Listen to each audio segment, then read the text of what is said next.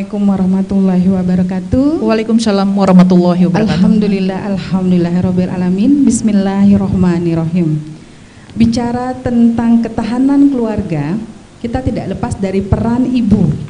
Ini adalah penting sekali, Bu. Kenapa? Karena ibu ini sebenarnya garda terdepan dari suatu unit terkecil dari susunan di masyarakat.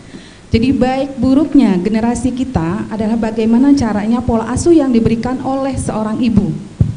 Dan ini PR di kondisi sekarang ini, kondisi yang PPKM, kondisi yang terjadi pandemi, begitu banyak tantangan yang harus ibu hadapi. Contohnya kondisi-kondisi dengan anak belajar di rumah yang banyak sekali terkaget-kaget para orang tua dengan mengajarkan anaknya di rumah, karena sebagian peran guru diambil porsinya oleh ibu dan banyak ketidaksiapan para ibu. Itu satu. Kedua, belum lagi di masa pandemi ini kita juga ada perubahan dengan pola ekonomi, ya, ditambah dengan kesehatan, pola ekonomi, banyak perubahan yang akhirnya bergeser gitu. Jadi cara belajar kita ke online. Ini memang kalau seorang ibu tidak siap dalam menghadapi perubahan-perubahan yang terjadi begitu cepat, ini akan mempengaruhi emosinya. Dan belum lagi kalau bicara tentang emosi, ya, karena ini dasar sekali. Bila ibunya bahagia, anak akan 3 kali lipat bahagia. Kalau ibunya stres, anak juga akan 3 kali lipat menjadi stres, tidak bahagia. Jadi otomatis ibu ini perannya sangat besar sekali untuk menentukan kebahagiaan seorang anak.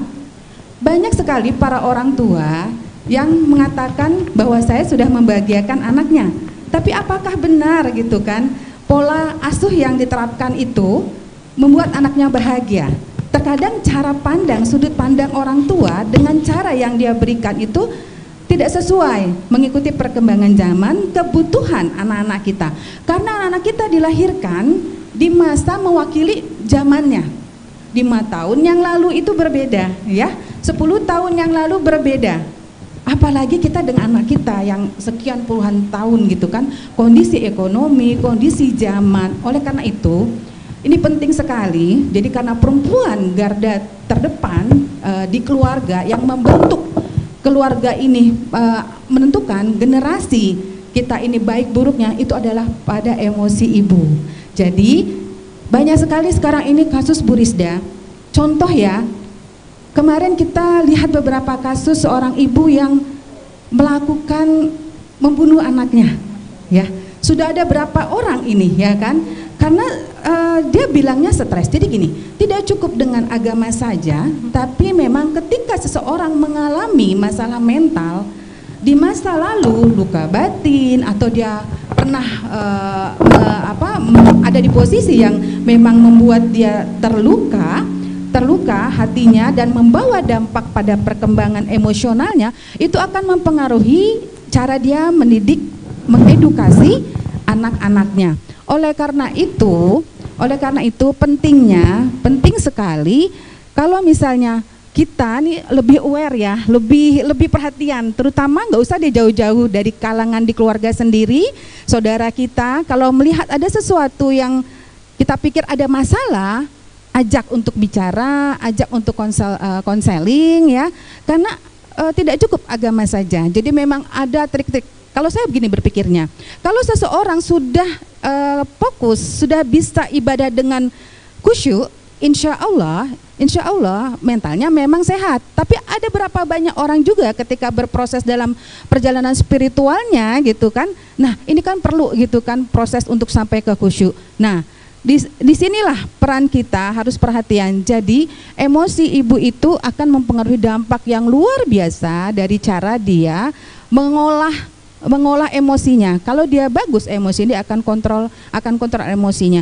Jadi terkadang nggak ada persoalan sebetulnya di keluarga, tapi karena dia emosinya tidak bagus gitu kan, mungkin ada masalah.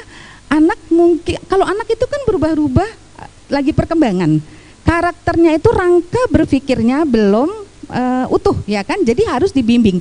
Tapi kalau dibimbing oleh orang tua dengan kondisi yang emosinya saja tidak terkontrol untuk dirinya, bagaimana dia bisa membentuk anaknya. Bagaimana dia bisa menciptakan atau menghasilkan generasi yang sehat lahir batin gitu kan? Karena kita melihat perkembangan itu kan dari fisik, jiwa, fisik dan non fisik ya. Jadi memang harus diperhatikan.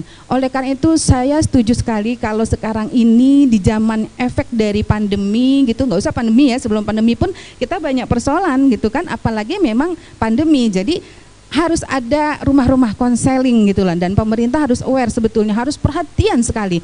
Karena kalau generasi kita yang dihasilkan dari hasil efek dari pandemi tapi tidak bagus, dahsyat sekali. Kalau misalnya ibunya tidak bagus kan berarti hasil dari perkembangan dia di masa lalu nih ya kan, sekian tahun, puluhan tahun. Nah, hasilnya dia mendidik anak dengan hasil kondisi emosional dia ya kan, nah cerminan emosional dia. Lalu anak ini kebentuk lagi ya kan, terbentuk seperti apa dari didikannya, terbentuklah seperti itu. Nah nanti dia akan mendidik lagi anak jadi estafet yang tidak bagus gitu loh.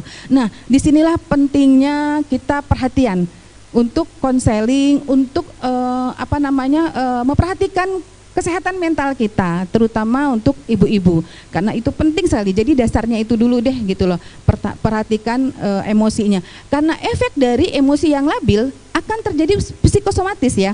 Jadi misal ibu ada keluhannya gampang nyeri, punggungnya, sakit kepala, akhirnya berimbas anaknya kan melihat kondisi ibunya tidak fit, padahal itu psikosomatik ya kan. Nah yang terjadi adalah anaknya juga perkembangannya juga jadi tidak bagus. Jadi anak-anak itu sebetulnya ada peniru yang ulung. Jadi nggak perlu diajak untuk sesuatu, tapi dicontohkan. Kalau sudah dicontohkan anak itu akan ngikutin gitu loh. Kalau di rumahnya baik, ada contoh yang memang suri tauladan yang bagus, insya Allah anak-anak kita akan terbentuk pribadi yang kuat. Bukan sekedar akhlak yang bagus, tapi memang mengangkat dari dalam diri. Karena memang orang tuanya sebagai role model, contoh yang baik gitu loh, contoh yang bagus. Jadi tidak dipaksakan. Kalau anak sudah mendapatkan contoh figur yang bagus di dalam rumah, dia tidak akan mencari figur di luar. Yang sekarang ini yang ada, anak itu tidak bisa komunikasi karena dia melihat mungkin ibunya ada sesuatu ya, tadi mungkin emosinya, jadi efeknya seperti orang yang banyak keluhan. Anak jadi melihatnya mau dekat bercerita komunikasi, apalagi anak remaja yang ada nggak mau cerita. Ibuku aja kayaknya ada masalah deh gitu kan, jadi nggak mau cerita gitu sama ibunya. Akhirnya dia mencari orang di luar. Nah dalam pencarian itu namanya anak-anak remaja, bisa salah dan kecenderungan salah, bukan bisa salah tapi kecenderungan salah gitu loh, mencari teman dan akan mencari role model. Ini yang bahaya sekali. Jadi bentuklah untuk muslimat masyumi gitu loh, perhatikan rumah tangga, perhatikan ibu emosinya. Coba sekarang kita perhatikan masing-masing ke diri kita sebagai ibu. Apakah kita ini sudah benar-benar memperhatikan kesehatan? Banyak cara gitu kan, banyak cara. Bisa dengan konseling, bisa dengan bercerita ya kan, bisa dengan dikhusyukkan lagi ibadahnya. Kalau kita khusyuk, gelombang otak kita turun. Kalau gelombang otak kita turun, itu akan berhubungan dengan relaksasi. Kalau berhubungan dengan relaksasi, insya Allah informasi yang kita dapatkan akan positif. Jadi intuisinya akan tajam. Begitu Bu Rizda.